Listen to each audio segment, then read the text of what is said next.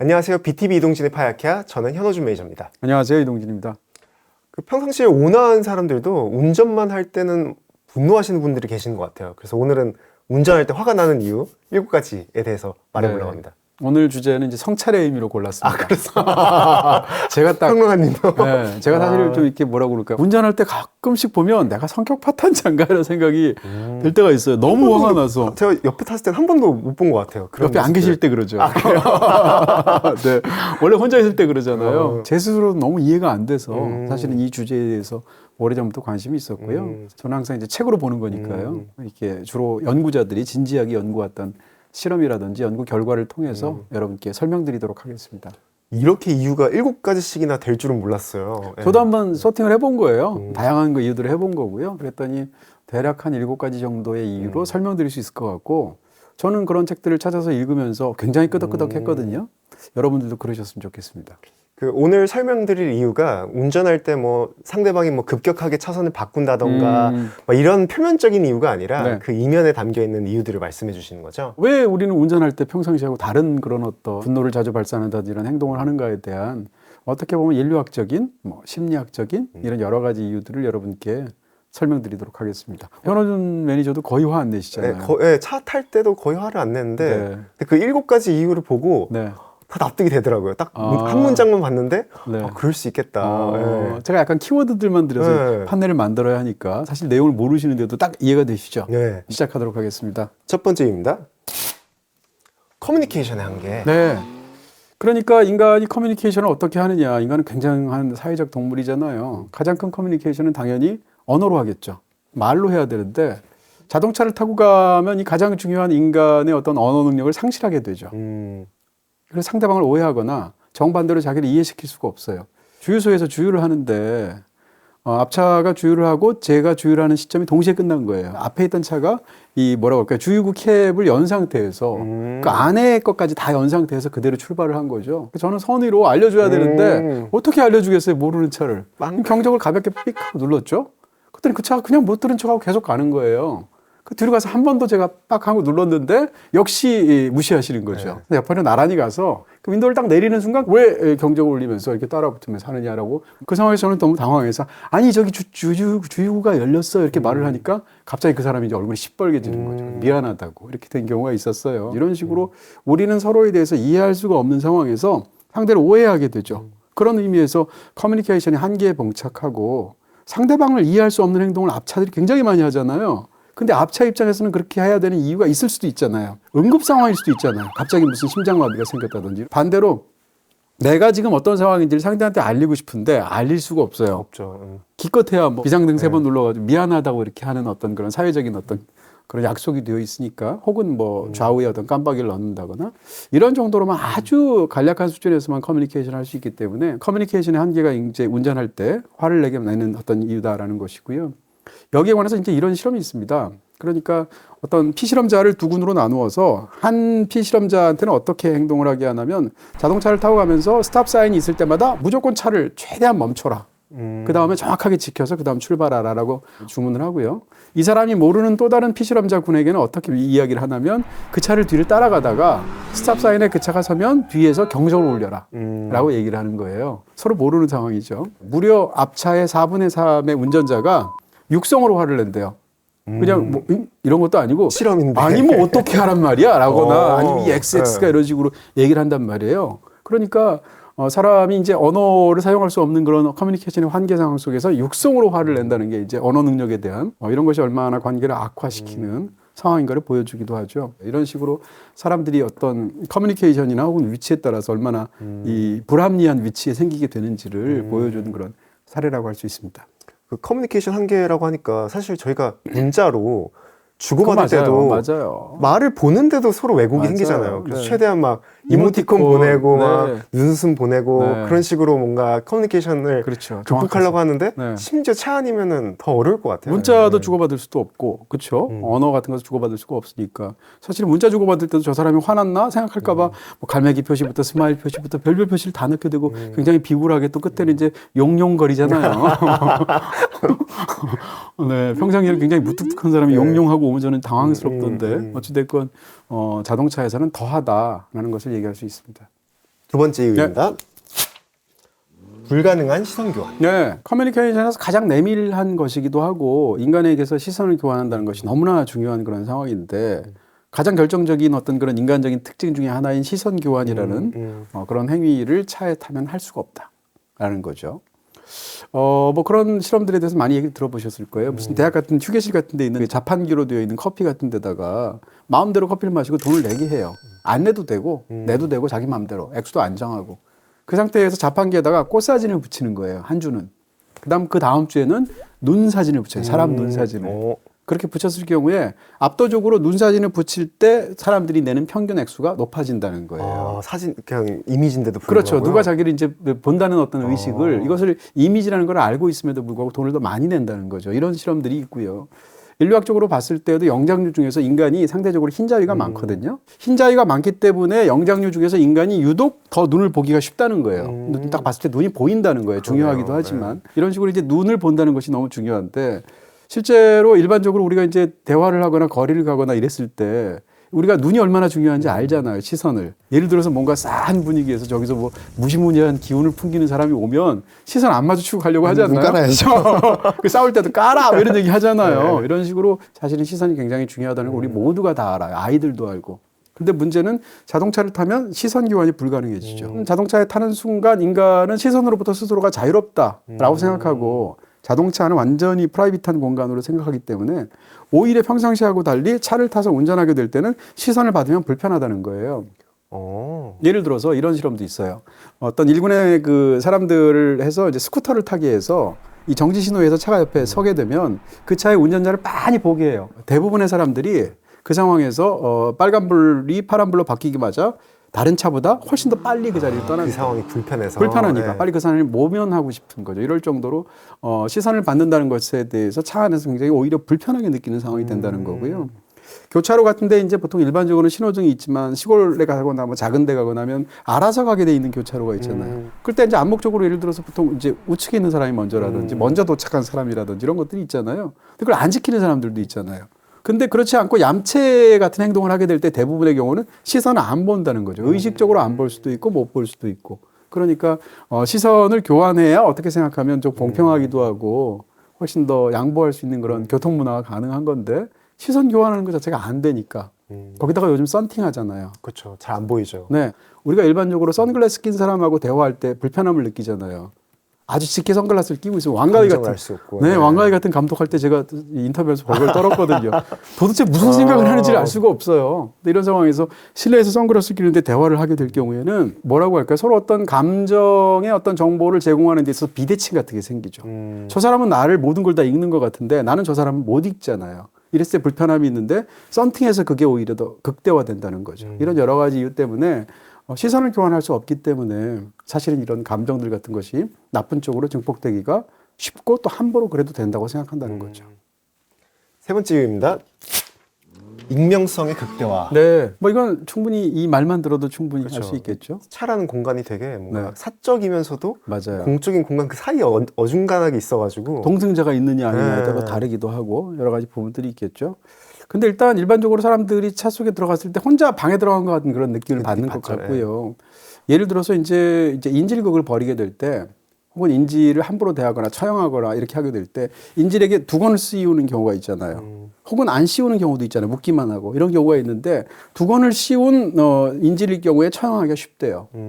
왜냐하면 상대방이 익명화돼서. 근데 만약에 두건이 벗겨진 상태에서 어떤 얼굴을 봐야 되면 이렇게 생기고 이러한 특징을 갖고 있는 사람을 내가 죽인다고 생각할 거 아니에요. 그럼 약간 마음속에서 저항감이 있다는 거예요. 네. 근데 거기다 두건을 씌워버리는 순간 그런 죄책감이라든지 이런 것들이 사라지게 된다는 것이고 그래서 이제 사형장 같은 데서 총살 같은 거 하게 될 때 눈을 가리게 한다던가 이런 어떤 행동들을 하게 되는 것이 그 사람을 위한 게 아니고요. 쏘는 사람을 위한 거예요. 어떻게 보면 굉장히 잔인하고 무섭다고 얘기할 수 있겠죠. 이런 상황에서 이제 익명성의 어떤 부분이 있을 텐데 앞차는 말하자면 뒷차 입장에서 보면 앞차의 운전자한테 두건을 씌운 거예요. 그렇기 때문에 그 사람에 대해서 분노를 발산시킬 때도 전혀 내 마음에 거리낌이 없는 거예요. 예를 들어서 이제 공항 같은 데 가서 가게 되면 줄이 길게 쓰잖아요. 그 다음에 고속도로에서 이제 공사를 하게 돼서 차가 또 수십 미터, 수백 미터 밀려 있는 경우가 있잖아요. 둘 다 굉장히 짜증이 나게 되는 상황이고 기다려야 되는 시간이 동일하다고 한번 생각해 보세요. 그랬을 때 전자에 비해서 후자가 훨씬 더 짜증을 많이 낸다는 거예요. 왜냐라고 생각할 때 익명성이라는 말로 설명을 합니다. 그러니까 공항에서 줄 서 있을 때 줄이 안 줄어 너무 짜증 나잖아요. 근데 내가 짜증을 내는 순간 앞사람, 옆사람, 뒷사람이 다 내가 짜증내는 걸 보잖아요. 서로 얼굴이 다 노출되어 있는. 그렇죠. 사회적으로 그러면 안 된다는 교육도 있고 그다음에 본인 스스로가 그렇게 또 감내해야 되잖아요. 그래서 차에 있으면 익명성이 극대화되기 때문에 마음껏 화를 내도 된다는 거예요. 그런 측면에서 익명성이 극대화되면 이런 어떤 분노의 감정 같은 것을 터뜨리기가 쉽다. 이런 이야기를 하게 됩니다. 뭔가 익명성 때문에 뭔가 책임도 안 져도 될 그렇죠. 거고 화내도. 그렇죠. 그리고 뭔가 다시 보복당할 거라는 느낌도 안 받는 것 같아요. 그렇죠. 그러니까 언제 보겠나 이라는 생각이 들 것이고 또 이게 익명성에 관해서 이런 얘기도 해요. 상대적으로 컨버터블 보는 사람들이 있잖아요. 경적을 잘 안 울린대요. 왜냐하면 시비가 붙는 순간 이쪽은 썬팅해서 얼굴도 안 보이고 뭐 이런 상황인데 여기 뚜껑 열렸네요. 네, 뚜껑 열려 있으면 진짜 상대방이 뚜껑이 열리겠죠. 그러니까 이 상황에서 컨버터블 모는 사람들이 상대적으로 경적을 안 누르거나 짧게 누르는 경향이 있다는 거예요. 그런 측면에서 말씀드린 것처럼 익명성이 극대화되면 서로가 서로에게 도로 자체가 전장으로 바뀌게 되고 많이는 많이에 대해서 서로 늑대인 상황이 연출이 되기 쉽죠. 네, 다음입니다. 상대의 비인간화. 네, 약간 겹치는 개념들이 있을 수 있는데요. 운전할 때 상대방을 인간이 아니라고 생각하는 거죠. 그러니까 예를 들면 운전할 때 앞차에 대해서 어떤 화나는 감정이 생길 때 그 사람을 판단할 수 있는 것은 그 차가 뭐냐. 벤츠를 몰고 있으면 벤츠 모는 사람, BMW 몰면 BMW 모르는 사람, 현대를 몰면 현대를 모르는 사람 이렇게 인식하게 되잖아요. 혹은 자동차 번호판. 지금은 아니지만 옛날 같으면 뭐 경기, 뭐 강원 이렇게 해서 있으면 강원도에서 온 사람이네 이런 식으로 생각하게 되잖아요. 어찌됐건 앞차에 대해서 그 차로 생각을 하게 되지 사람으로 생각을 안 한다는 거예요. 여기에 대해서도 굉장히 흥미로운 어떤 연구나 조사가 있는데 자동차에 사고 나는 걸 봤어요. 내 차가 아니라. 사고가 난 것을 보면 이제 설명을 해야 될 거 아니에요. 경찰서 같은 데 진술 목격자로서. 대부분의 사람들이 어떻게 설명하냐면 자동차는 그냥 차로 설명한대요. 그러니까 벤츠가 지나가는 사람을 쳤어요 라고 말을 하지 벤츠를 모는 운전자가 지나가는 사람을 쳤어요 라고 안 한다는 거예요. 자전거는 또 아니라거든요. 자전거랑 자동차가 부딪히게 되면 저 자전거를 타고 가는 사람이 아반떼를 옆에서 뭐 추돌해서 부딪혔어 이렇게 말을 할 거 아니에요. 이렇게 할 때도 자전거 탄 사람은 사람으로 인식해서 그 말을 쓴대요. 근데 자동차를 탄 사람은 그 차종으로 설명을 한다는 거예요. 이쪽은 차로 인식해서 비인간이라고 생각하는 것이고요. 우리 인간이 사실은 어떻게 상대를 파악하는지를 보여주는 것이 사실은 비인간하고도 관련이 있죠. 그럼 되게 차 자체를 무기질 차 덩어리로만 봐서 그렇습니다. 더, 예. 그러니까 내가 뭔가 예의를 갖춰서 대우해 주어야 할 상대라고 생각하지 않는다라는 거죠.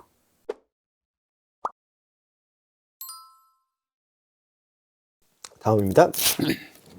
자동차와의 동일시. 네, 이건 반대인데 상대를 비인간화하는 것처럼 나를 내 차랑 동일시하는 그런 개념이 생긴다는 거예요. 자동차를 좀 운전할 때 내 차의 앞부분이 자신 신체의 앞부분이라고 생각한대요. 그러면 사실은 운전하는 과정이 굉장히 답답하죠. 왜냐하면 앞 사람의 꽁무니를 계속 따라가야 되는 상황이잖아요. 누군가의 등만 바라보면서 좁은 거리에서 계속 간다고 생각해보세요. 답답하죠. 예. 굉장히 답답하거나 짜증나거나 화가 날 수 있죠. 똑같은 사람인데도 불구하고 그 사람이 똑같은 차를 탔는데 어느 날은 조수석에 탈 수 있죠. 또 뭐 가족이 또 다른 사람이 운전한다거나 운전할 때는 동일시를 하는데 똑같은 사람이 조수석에 타면 동일시를 훨씬 적게 한대요.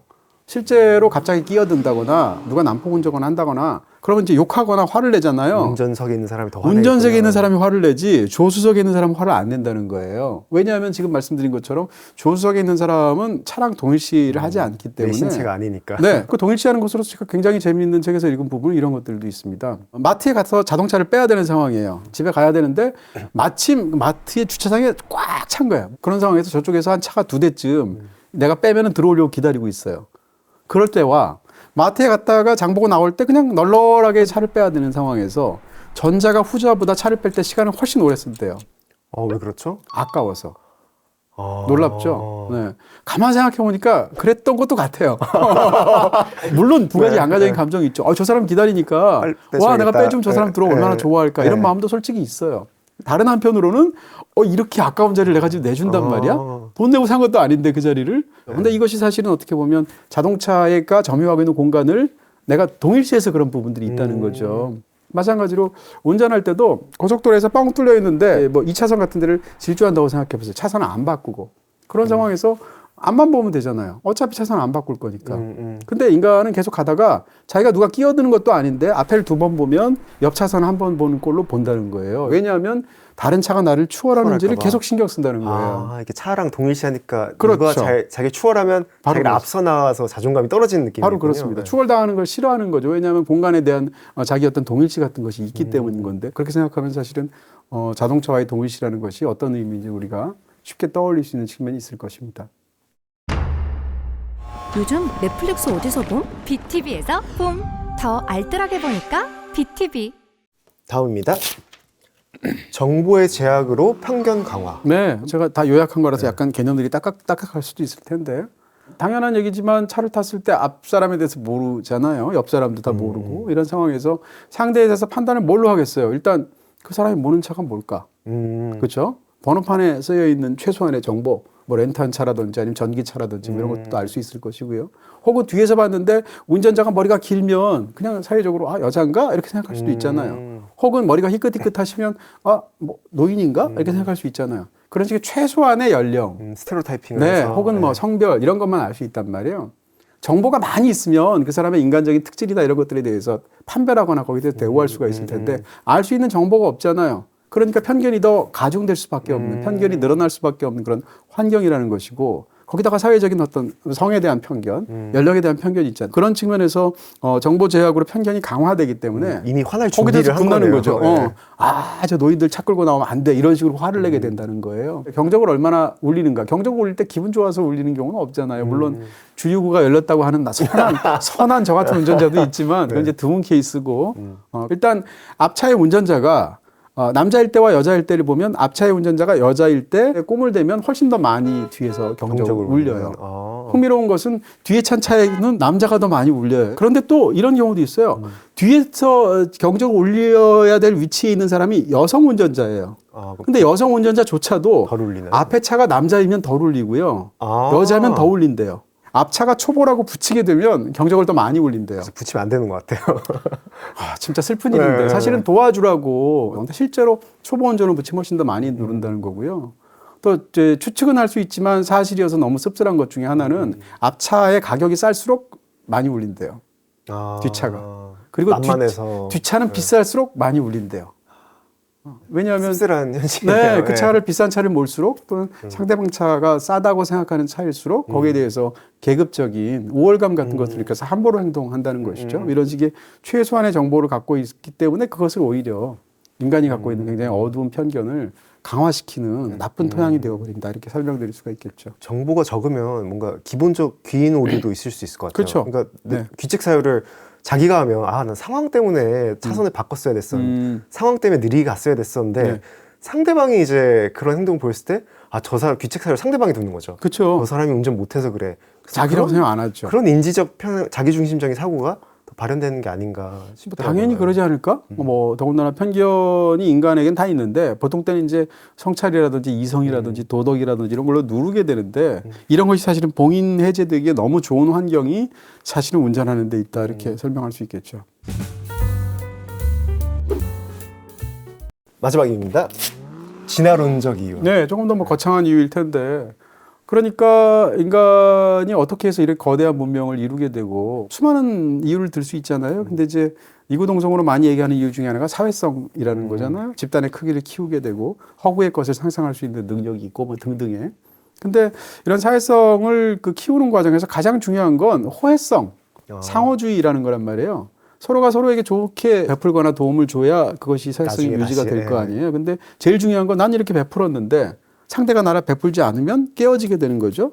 그런 측면에서 인간에게 이타주의가 있는데 기본적인 이타주의 사이에서는 이 호혜성이라는 것이 전제가 된다는 것이고 그 호혜성이 전제된 이타주의에 관해서 그게 잘 작동하는 사회를 공정하다라고 생각한다는 거예요. 농장류들도 관찰을 하게 되면 상대의 털을 골라주는데 시간 엄청 많이 쓰거든요. 그것도 호혜성의 원칙이 그렇습니다. 내가 골라주면 거군요. 상대가 또 역시 또 해주게 되고 더 중요한 것은 사실은 털을 골라주는 행위 자체가 사회성에 대한 서로의 표현인 거예요. 마찬가지로 도로에 섰을 때도 인간은 어떤 거대한 인간이라는 어떤 집단의 일원으로서 행동하게 된다는 거예요. 자기의 차선을 지키게 되고 규칙에 따라서 가야 된다고 생각하는데 내 앞에 함부로 빨리 가고 싶어하는 자가 급하게 끼어들었다고 쳐보세요. 누구나 화나잖아요.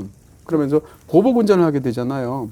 상대가 나한테 굉장히 나쁜 행동을 했다고 해서 보복 운전하고 고속도로에서 하게 되면 얼마나 위험하겠어요. 네. 내가 죽을 수도 있잖아요. 그럼에도 불구하고 상대에게 내가 너를 가르쳐 주겠다. 네가 나한테 이런 행동을 했어. 라고 그 행동을 하는 거잖아요. 이기적인 행동을 하지 말라고 가르치려고 보복 그렇죠. 운전하는 거군요. 본인이 그렇게 생각은 하지 않지만 무의식적으로 인간에게 체화가 되어 있는 공정성에 대한 감각과 호혜적인 어떤 그런 그 상호주의를 지키게 하기 위해서 상대한테 가르쳐 준다는 거예요. 어떻게 생각하면 호혜적인 태도를 보이지 않고 무조건 무임승차하게 되는 어떤 원숭이가 있다고 치면 다른 원숭이들이 어떻게 할까요? 쫓아내겠죠? 그 쫓아내는 행위를 하는 것이 사실상 보복하는 운전 행위로서 그 밑바닥에 담겨 있는 부분이다 이런 설명. 너무 참신한데요. 그렇죠. 네. 인류학적인 설명이에요. 저는 사실 진화론적 이유를 얘기했을 때 상상을 하게 되잖아요. 어떤 대체 무슨 이유일까? 진화론적 이유라고 하니까 저는 막 그런 거 생각했어요. 막 예를 들어서 제가 A에서 B라는 곳을 가야 되는데 도로를 하나의 그 시간과 공간의 그 자원으로 보면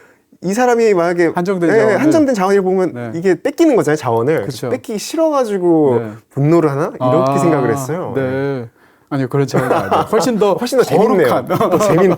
거룩한 뜻이 있는데 사실은 그걸 의식하고 하는 건 아니죠. 어찌됐건 지금 말씀드렸던 이 커뮤니케이션의 한계부터 시작해서 진화론적인 이유까지 여러 가지가 이유가 있다라는 건데 저는 굉장히 납득되는 그런 학문적인 끄덕이게 되네요. 그렇죠? 연구 결과였거든요. 이걸 안다고 해서 이게 되게 화가 안 날 것 같지는 않아요. 네. 그럼에도 불구하고 화가 날 때 요 생각 잠깐 해보시면 제어할 수 있는 그런 생각이 들지 않을까 싶기도 하네요. 그런 생각도 들더라고요. 그러니까 지금 오늘 설명해 주신 이유를 보니까 너무 납득이 돼서 한편으로는 그런 걱정도 들더라고요. 이걸 보시고 이런 심리적이고 사회적이고 진화적인 이유를 보면서 그래, 화나는 게 당연한 거였어 에서 이게 뭔가 마땅히 이제 화내도 돼. 그럼 뭔가 자연주의적 오류를 뭔가 범하게 될까봐. 자연주의적인 오류라는 말이 정확하신데 인간에겐 그럴 때 화가 날 수밖에 없어라는 것은 존재에 대한 설명이고요. 그러니까 화를 내도 돼라는 것은 도덕적인 당위일 텐데 이 두 가지 사이에서 점프는 오류예요. 인간에게 살인 충동이 있다고 해서 살인을 저질러도 돼라는 건 말도 안 되는 주장이거든요. 내가 화를 냈던 게 이런 이유였구나라는 걸 이해하면서 그 이해하게 되고 떠올리는 과정 자체가 자기를 재밌네요. 가라앉히게 되지 않나요? 나중에 화나는 사람이 옆에 있으면 이렇게 설명해 줘야 될 것 같아요. 지금 너가 화나는 이유는 첫째, 둘째, 진화론적인 이유고 일곱 번째. 맞아요. 화가 좀 누그러지지 않아요? 아니, 화 더 날 것 같아. 뭐야! 이러면서 화가 더 날 것 같아요. 네. 자, 이렇게 해서 7가지의 이유로 운전할 때 화가 나는 어떤 이유에 대해서 학문적인 이유들 여러분께 설명드렸습니다. 네, 오늘 말씀드린 것은 주로 다른 책도 보긴 했습니다만 트래픽이라는 책, 그리고 운전하는 철학자 이 두 권의 책에서 집중적으로 말씀드렸고요. 그 중에서도 이 톰 밴더빌트가 쓴 이 트래픽이라는 책에 대부분의 이야기가 있습니다. 굉장히 잘 쓴 책이고요. 궁금하신 분들 한번 읽어보셔도 좋지 않을까 싶습니다. 네, 평론가님 그럼 오늘 추천하실 영화가 있으실까요? 뭐 카레이식 영화도 많겠지만 그것보다는 오늘 이제 화가 나고 교통사고 이런 얘기 했으니까 교통사고에 대해서 굉장히 진진하게 다룬 바로 레저베이션 로드라는 영화인데 많이 안 보셨을 텐데 그러니까 와킨 피닉스가 주연을 하고 이제 반대편에는 마크 러플러가 있는데요. 이 두 사람이 한 명은 뺑소니 교통사고로 죽은 아이의 아빠이고요. 또 한 명은 뺑소니를 치어서 상대방의 아이를 죽게 만든 죄책감에 시달리는 남자예요. 그러면서 펼쳐지는 교통사고와 뺑소니라는 나쁜 어떤 사건이 어떻게 두 가정을 파멸시키게 되고 양자 사이의 어떤 그런 업을 만들고 수많은 고통을 주게 되는가를 진진하게 탐구한 드라마입니다. 여러분께 추천드립니다. 레저베이션 로드는 장르통합 월정의 BTV 플러스에서 보실 수 있습니다. 와, 네, 엄청 능숙해요. 드디어 능숙해졌어요. 그건 잘하셔야지. 그럼 안전운전 하시길 바라겠습니다. 다음에 찾아뵙도록 하겠습니다. 감사합니다. 감사합니다.